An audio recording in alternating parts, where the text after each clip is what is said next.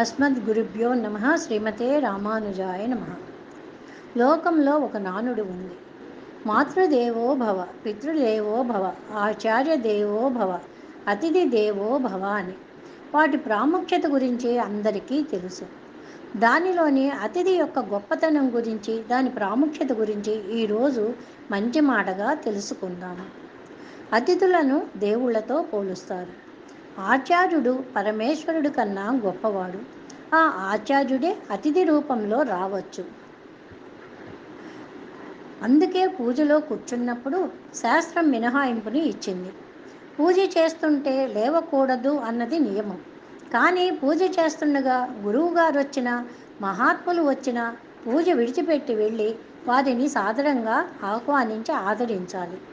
ఎందుకు వచ్చారో కనుక్కొని పంపించి తర్వాత పూజ చేసుకోవాలి. అంతే తప్ప నేను పూజలో ఉన్నాను కాబట్టి వారిని చూడను అని అనకూడదు.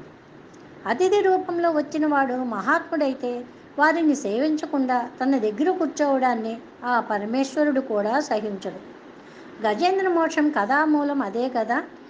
ఒకానొకప్పుడు ద్రవిడ దేశంలో ఇంద్రజుమ్నుడనే రాజు అంతఃపురాన్ని విడిచిపెట్టి ఒక కొండ మీదున్న ప్రశాంత ప్రదేశంలో కూర్చొని జపం చేసుకుంటూ ఉన్నాడు. ఆ సమయంలో మహాత్ముడైన అగస్త్యుడు వచ్చాడు. ఇంద్రజుమ్నుడు లేచి నమస్కరించి అర్ఘ్యపాద్యాలు ఇచ్చి ఉంటే తరించిపోయి ఉండేవాడు. కానీ ఆయన వస్తే నాకేమిటి అన్నట్టుగా మిన్నకుండిపోయాడు.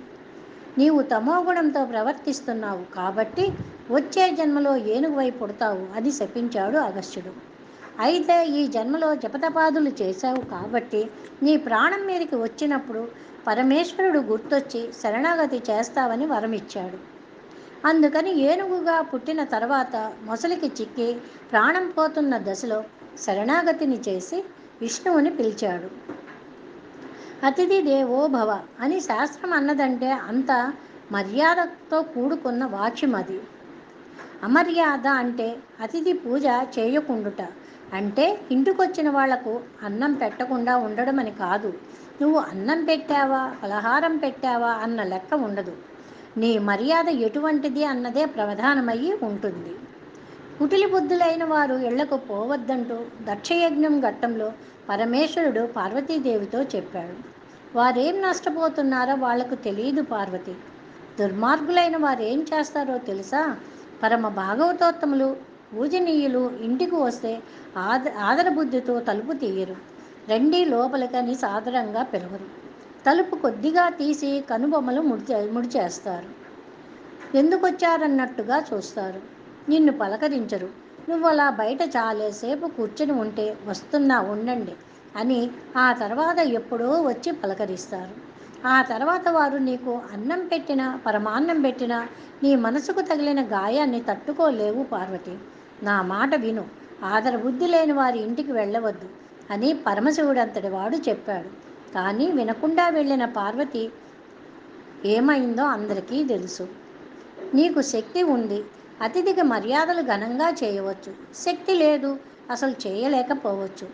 చేయలేకపోతే వచ్చిన నష్టం లేదు. చేయలేకపోతున్నాను అన్న మాట పరమ మర్యాదతో చెప్పాలి. అయ్యా, నన్ను మన్నించండి. మీ వంటి మహాత్ములు వస్తే ఈవేళ నేను ఆతిథ్యం ఇవ్వలేకపోతున్నా. పలానా నిస్సహాయ పరిస్థితులు ఉన్నా, క్షమించండి అని ఒక్క మాట చెబితే చాలు. వాళ్ళు పరవశించి వెళ్ళిపోతారు. ఆతిథ్యం అనేది అంత శక్తివంతమైనది. కాబట్టి అతిథులను గౌరవ మర్యాదలతో చూద్దామా మరి. జై శ్రీమన్నారాయణ. సర్వం కృష్ణార్పణమస్తు.